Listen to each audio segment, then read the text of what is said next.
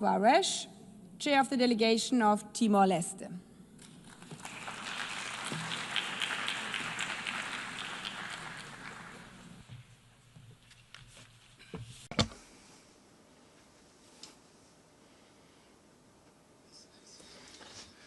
Your Excellency Annalena Baerbock, President of the General Assembly of the United Nations. On behalf of the government and people of Timor-Leste, I extend warm congratulations to Your Excellency on your well-deserved election as President of the 80th session of the United Nations General Assembly.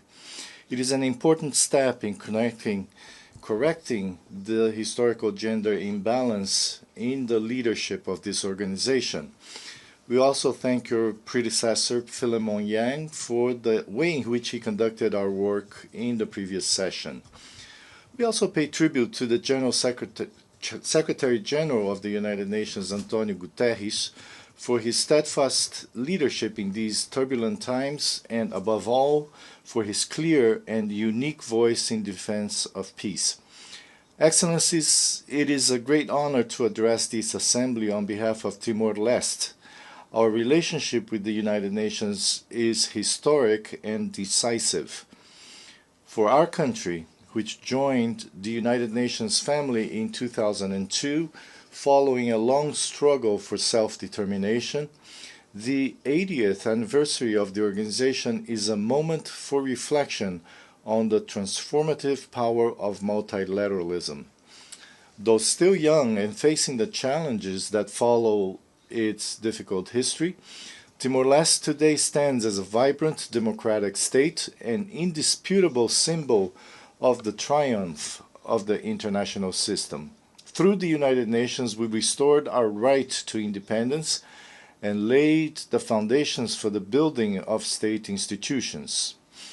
Today, this family of nations continues to support us in our sovereign process of development and growth. It is also with the United Nations that we will continue in the international sphere to pursue the paths of peace, freedom, equality among peoples, and the right to self-determination in every corner of the world without exemption. At a time when the world seems to be willingly walking towards self-destruction, marked by international and civil conflicts, humanitarian emergencies, the climate catastrophe, and the resulting deepening of inequalities, Timor-Leste reaffirms our firm conviction that the multilateral system is not a choice, but a necessity. The United Nations emerged 80 years ago as a response to the dangers of isolationism and unilateral interventionism, grounded in the principles of dialogue and the search for collective solutions as instruments for peace, security, and the defense of human rights. The spirit of peace and unity that built this house must be renewed and strengthened in the face of the thousands of victims of today's violence.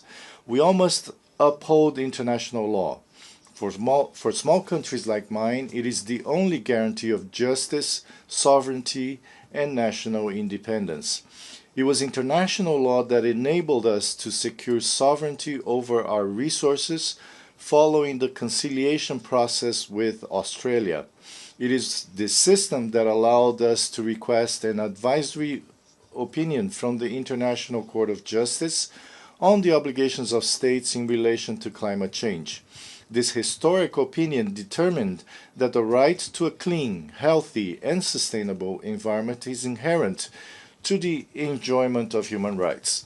The United Nations continues to play a central role in protecting peoples, responding to humanitarian crises, and mediating conflicts. Rejecting the isolation of states and unilateralism, Timor-Leste calls for the 80th General Assembly to be a turning point in relation to current conflicts.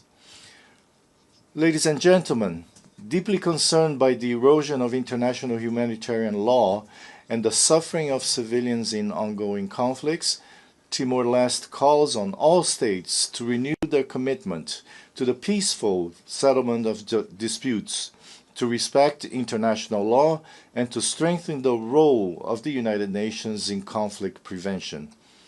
Peace and security remain the cornerstone of the Charter of the United Nations. We believe, however, that the UN cannot and must not delay in implementing the urgent reforms that we have all called for.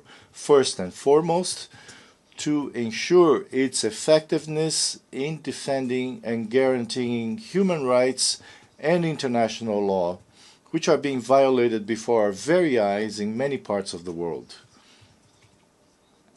The urgency of UN reform lies in addressing the structural impediments that prevent it from fulfilling its most basic mission, to protect lives. To strengthen the global architecture for peace, Timor-Leste proposes that the General Assembly be given greater power and authority in security matters to prevent a single member state from paralyzing the entire collective security system of the United Nations. We also underline the importance of reforming the Security Council so that it reflects the vitality and reality of the 21st century and gives voice to developing and smaller states. We remain firmly convinced that an expansion of both permanent and non-permanent membership is necessary to reflect contemporary geopolitical realities. It is the right and duty of our nations to aspire to a Security Council that is more accountable, representative, transparent, relevant, and above all, effective. Excellencies, Madam President, our commitment to peace is reflected in the way we relate to the world. Through political, diplomatic coordination and multilateral cooperation within the community of Portuguese-speaking countries, Timor-Leste joins the collective effort to promote harmony, solidarity, and inclusion, contributing to global and regional challenges. As a member of the G7+, Timor-Leste has brought its own experience of post-conflict stability to influence the global agenda for peace and sustainable development, inspiring coordinated action and diplomacy based on sharing and exchange, with the aim of transforming fragility into resilience. At the 6th Ministerial Meeting of the G7+, held in April 2025 in Dili, Timor-Leste, and fellow conflict-affected countries renewed their commitment to peace-building, resilience, and sustainable development.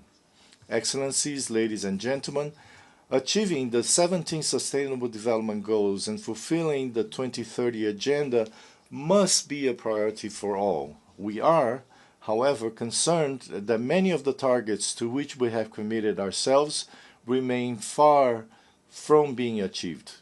Timor-Leste formally acceded to the World Trade Organization in 2024, and after a committed path towards fulfilling all eligibility criteria, will, on the 26th of October, become a full member of the Association of Southeast Asian Nations, another milestone in our nation-building journey. This is a moment of great significance for national economic development, regional integration, and international recognition, and one of which we are very proud. Timor-Leste has aligned the SDGs with its Strategic Development Plan 2011-2030 and has made notable progress through effective and targeted public policies. With the current government, we are also initiating the energy transition towards renewable energy production and establishing a consolidated policy on the blue economy. Having ratified the Agreement on Biodiversity Beyond National Jurisdiction, BBNJ, in September 2024, Timor-Leste adopted in June of this year the National Strategic Framework for the Blue Economy Policy and Action Plan 2025-2030, focused on the sustainable development of marine resources, improving the livelihoods of coastal communities, and protecting ecosystems. Nonetheless, the achievement of the SDGs does not depend solely on the individual will of each nation. It requires concerted and collaborative global commitment, shared values of humanity, the fight against inequality, peaceful coexistence, and the protection of our only home, the planet Earth. We must not forget the enormous inequalities that persist in the world. For developed countries, achieving the SDGs may be a simple political choice, allocating resources in their budgets. For many others, their realization depends on development assistance, solidarity, and international cooperation in terms of financial resources and the transfer of knowledge. Timor-Leste, as part of the G7+, the group of least developed countries and of small island developing states, is especially vulnerable to the many factors that threaten the achievement of the SDGs. It is necessary to recognize the special circumstances of small island developing states.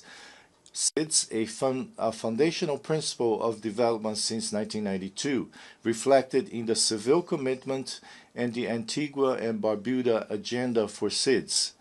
The unique vulnerabilities of SIDS, with their small size, remote location, and limited resources, require tailored and differentiated development approaches. It is particularly urgent to translate commitments into predictable and increased means of implementation. Another relevant aspect in this context is the use of the Multidimensional Vulnerability Index, MVI, and ensuring SIDS have a seat at every table. It is no longer acceptable to hold discussions and make decisions on the issues that most affect us without our participation. The international financial architecture must be reformed so that the MVI is applied in development support policies, access to concessional financing and technical assistance. Climate change is undermining already fragile food security, striking our countries with natural disasters that divert vital resources to reconstruction and humanitarian relief. For this reason, it is particularly important, especially for industrialized countries and major polluters, that commitments under the Paris Agreement and the Glasgow Climate Pact be honored, with the allocation of resources for true climate justice. The opportunity to achieve these objectives before us at COP30 in Benin this November. It is our opportunity to channel ambition in the right direction, honoring the Seville Commitment. It is also imperative to advance AI and digital capabilities in LDCs, while concurrently safeguarding cybersecurity. This requires investing in digital infrastructure, enhancing digital literacy, and implementing e-government initiatives. Promoting AI research and innovation, cultivating talent, and establishing a policy framework are also pivotal for fostering growth. Nonetheless, international cooperation remains essential to establish comprehensive regulations governing the use and development of AI. Madam President, Excellencies, this past May, Timor-Leste hosted the Regional Conference of the United Nations Special Committee on Decolonization. This meeting had profound significance for the committee and for all who value self-determination, democracy, and human dignity. Holding this conference for the first time on Timorese soil allowed participants to witness our example as a success story and to renew collective hope for freedom and solidarity, reaffirming the crucial role of the United Nations in defending peoples. That same week in Dili, we hosted the first Asia-Pacific Solidarity Conference for Western Sahara. The voice of the Sahrawi people, silenced for half a century on the international stage, needs and deserves our attention and our collective strategic action. Timor-Leste's connection with the history of Western Sahara is of a moral nature. In the words of our Prime Minister, Kai Rala Shanana Guzmão, the suffering of the Sahrawi people was a lesson for Timor-Leste when we decided our own popular consultation since the postponement in 1992 of the referendum promised to Western Sahara marked all those who dreamed of independence. As the suffering of the Timorese people came to an end before that of our brothers and sisters, we will always in this house and in every forum of dialogue be amplifiers of the right to self-determination of Western Sahara, calling for a collective resolution of the conflict. Drawing on its own experience of occupation and prolonged suffering, Timor-Leste continues to advocate for dialogue, mediation, and multilateral engagement in the pursuit of peaceful, lasting, and sustainable solution as the path to peace. Timor-Leste therefore welcomes the overwhelming adoption on 12 September of the New York Declaration on the Peaceful Settlement of the Question of the Middle East and implementation of the two-state solution. Timor-Leste recognized the State of Palestine in 2004, 2 years after its own independence. We did not, however, imagine we would witness the conflict escalating to the tragic proportions we see today. It is urgent to implement the roadmap set out in the adopted declaration, in particular an immediate ceasefire in Gaza, the release of all hostages, the establishment of a sovereign Palestinian state with the support and collaboration of the international community, as well as the disarmament of Hamas and the normalization of relations between Israel and neighboring Arab states, in order to guarantee collective security in the region. Even more urgent is the response to the humanitarian crisis in the Gaza Strip. After the situation of famine and genocide in the region was officially declared, we must waste no more time on terminology. Despite the clarity of the reports, the world demands the immediate unblocking of large-scale humanitarian operations and the guarantee of security and respect for human dignity in the delivery of international assistance. We are, however, deeply concerned that the intensification of Israel's military offensive in Gaza in the wake of peace efforts made here in New York in recent weeks, faced with the humanitarian catastrophe where famine already exists, the consequences will be devastating and irreversible for the civilian population. We reiterate the urgent need to reform the organization and its Security Council, which continue to prevent us from upholding the founding principles of the United Nations and from saving Gaza. Madam Presidents, Excellencies, in Ukraine, we also witness the devastating consequences of unilateralism and the disregard for international law. The costs will be borne by all of us. Timor-Leste expresses its deep concern over the great human rights violations and the humanitarian and environmental consequences of the Russian war of aggression against Ukraine, including ongoing attacks against essential infrastructure, which have caused devastating impacts on the civilian population, including women and children. We call on all parties to the conflict to comply with their obligations under international humanitarian law, to spare civilians and civilian objects, to ensure the safety of all in accessing humanitarian relief, and to refrain from attacking and destroying items indispensable to civilian survival. We cannot ignore the many of other theaters of violence and instability that weigh heavily on our common conscience, from the Sahel to the Horn of Africa, from the Great Lakes region to Haiti and Southeast Asia, right on our doorstep. Each of these crises carries its own history and complexity, yet they share a tragic pattern: the suffering of civilians, the erosion of trust in institutions, and the perpetuation of cycles of displacement and loss. Our collective responsibility is to ensure that none of these situations are consigned to silence or neglect. They demand not only humanitarian relief and respect for international law, but also the sustained investment of this organization in prevention, dialogue, and inclusive political solutions that restore hope and dignity to those who endure them.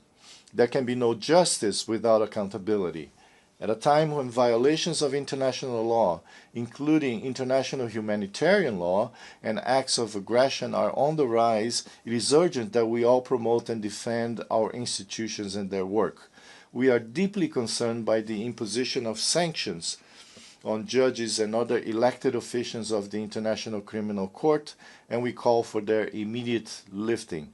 Madam President, ladies and gentlemen, Timor-Leste strongly supports the lifting of the economic, commercial, and financial embargo against the Republic of Cuba, which we consider a violation of human rights that harms the Cuban people and limits their access to essential goods. Cuba is one of Timor-Leste's strongest partners in the health sector, having trained more than 1,000 professionals and provided direct assistance to our patients in hospitals. With its active role in development assistance and in promoting peace, we consider Cuba's inclusion on the list of state sponsors of terrorism entirely unjustified and therefore call for its immediate removal from the list. In the same spirit, we are also concerned by the imposition of unilateral coercive measures, such as those currently applied to Venezuela. These sanctions impose suffering on the Venezuelan people, hinder the implementation of the 2030 Agenda for Sustainable Development, and leave many behind. We call for dialogue and negotiation between the parties to alleviate the misery that afflicts the Venezuelan people. Excellencies, Madam President, to conclude, this 80th session of the General Assembly reminds us that the United Nations, though imperfect, remains our greatest common instrument for peace and collective progress. The values enshrined in the Charter of the United Nations, the sovereignty of states, respect for human rights, the peaceful settlement of disputes, and cooperation for development remain the compass that guides us. Let us therefore renew our commitment to multilateralism, not as an abstract principle, but as a daily practice of listening, compromise, and joint action. Timor-Leste, through its hard-won independence, stands as proof that when the international community acts with unity and determination, even the smallest and most fragile states can take their rightful place in the family of nations. As demonstrated by the race to ratify the Agreement of Biodiversity Beyond National Jurisdiction, which will enter into force on 17th January 2026, it is in multilateralism, in respect for international law, and in inclusive dialogue among all of us that hope resides for a better world for generations to come. Thank you very much.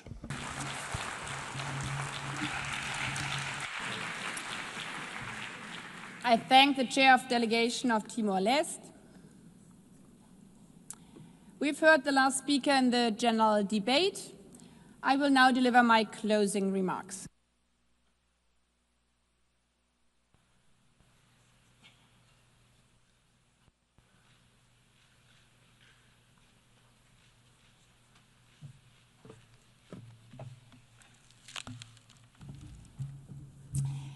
Excellencies, ladies and gentlemen, at the beginning of this week, we referred to the United Nations as the house of diplomacy and dialogue, standing at a crossroads, a place where we gather to have hard conversations during challenging times.